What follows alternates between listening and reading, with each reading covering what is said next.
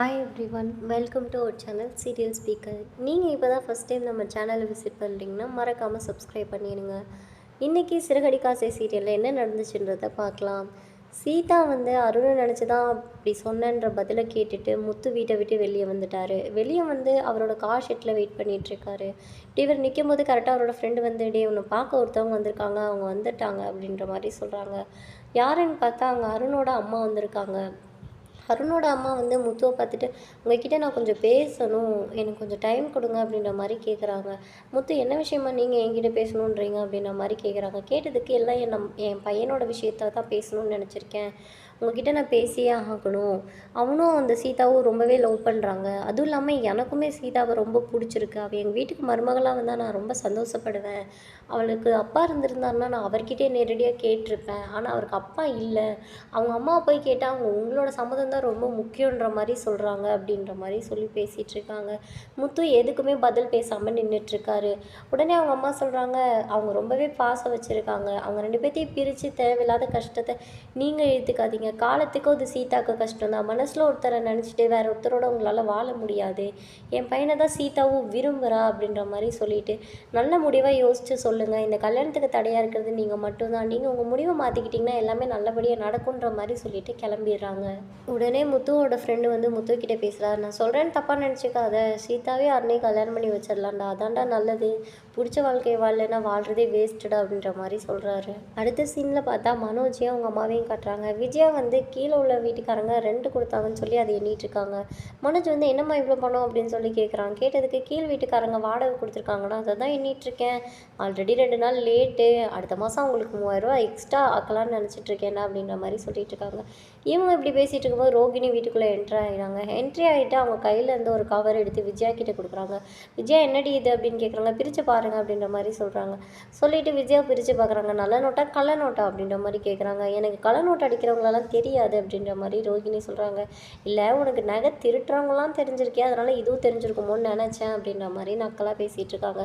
உடனே ரோகிணி இல்லை அப்படியெல்லாம் இல்லை, உங்களுக்கு பணம் வேணும்ல, அதான் பணத்தை கொடுக்கலான்னு வந்தேன் அப்படின்ற மாதிரி சொல்கிறாங்க. பதிலுக்கு விஜயா, இந்த பணத்தை நான் ஒன்றும் சும்மா வாங்கலை, நீ பணக்காரின்னு சொல்லி என்னை ஏமாத்தினேல, அதுக்கு ஃபைனாக தான் வாங்கியிருக்கேன், மித்தபடி உங்ககிட்டேருந்து பணம் வாங்க வேண்டிய அவசியம் எனக்கு இல்லைப்பா அப்படின்ற மாதிரி சொல்லிட்டு கிளம்பிடுறாங்க. அதுக்கப்புறம் பார்த்தா ரோகிணி ரூம்குள்ளே போனதும் மனோஜும் பின்னாடியே போகிறாரு. போயிட்டு ரோகிணி உனக்கு ஏது இவ்வளோ பணம், யார்கிட்டேருந்து வாங்கின அப்படின்னு சொல்லி கேட்குறாங்க. கேட்டதுக்கு வித்யா கிட்டேருந்து வாங்கினேன், இப்போ என்ன உனக்கு அப்படின்னு சொல்லி கேட்குறாங்க. நீ தான் வித்யா கூட சண்டைன்னு சொன்னால் அப்புறம் வாங்கியிருக்க அப்படின்னு கேட்டதும் நாங்கள் 2 பேர் காம்ப்ரமைஸ் ஆகிட்டோம் சரியா அப்படின்ற மாதிரி. ஆல்ரெடி பொய் சொன்னனால நீ சொல்கிறது எதையுமே என்னால் நம்பவே முடிய மாட்டேது ரோகிணி, நான் உன்னை சந்தேகப்படுறேன்றதுனால நீ நினச்சிக்காத அப்படின்ற மாதிரி மனோஜ் சொல்கிறாரு. அடுத்து பார்த்தா திரும்பவும் முத்துவை காட்டுறாங்க. முத்து வந்து ஏற்கனவே ஒரு வீட்டுக்கு சவாரி போயிருப்பார். அந்த வீட்டில் இருக்கிற பொண்ணு பாய்சன் சாப்பிட்ருப்பாங்க. அவங்கள கொண்டு போய் ஹாஸ்பிட்டல் அட்மிட் பண்ணியிருப்பார். இப்போ அதே வீட்டுக்கு சவாரிக்கு கூப்பிட்ருக்காங்கன்னதும் இது நம்ம ஏற்கனவே வீட்டுக்கு வந்திருக்கோமே அப்படின்ற மாதிரி முடிச்சுட்டே நிற்கிறாரு. அந்த நேரம் பார்த்து அந்த பொண்ணோட அம்மா வெளியே வந்து முத்துவை வாங்கன்னு கூப்பிட்டு போகிறாங்க. உள்ளே போய் பார்த்தா அந்த பாய்சன் குடித்த பொண்ணுக்கு கல்யாணம் ஆகிருக்கும். உனக்கு கல்யாணம் ஆயிடுச்சாம்மா அப்படின்னு கேட்டதுக்கு ஆமாண்ணா ஆயிடுச்சுங்கண்ணா அப்படின்னு சொல்லி சொல்கிறாங்க. உடனே அந்த பொண்ணோட அப்பா முத்துக்கிட்டே பேசுகிறாரு.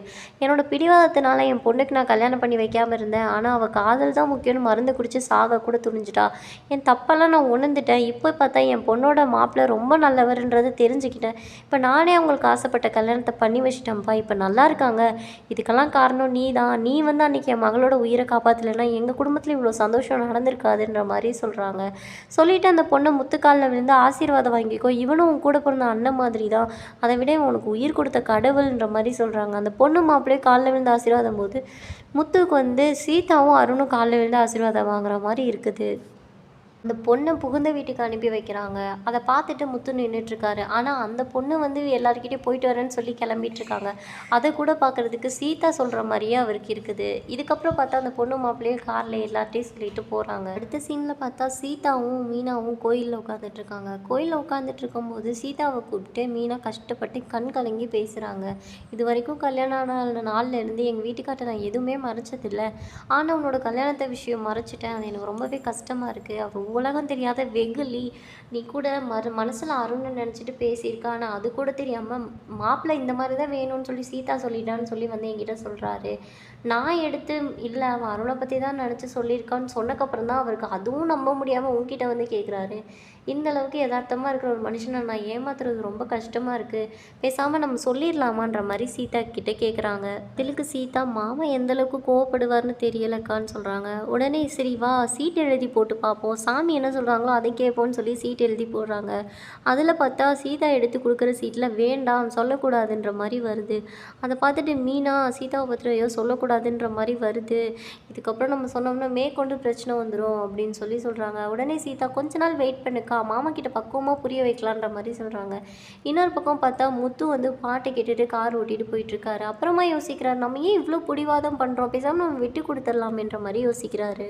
சீதாவும் ரொம்ப நல்ல பொண்ணு, அவ்வளோ தப்பான முடிவு எடுக்க மாட்டா, நம்ம ரொம்ப சுயநலமாக இருக்கோமோ அப்படின்ற மாதிரி யோசிச்சுட்டு போயிட்டுருக்காரு. இதோட இன்றைக்கி எபிசோட முடிச்சிடுறாங்க. நாளைக்கு என்ன நடக்குதுன்றதை வெயிட் பண்ணி பார்க்கலாங்க.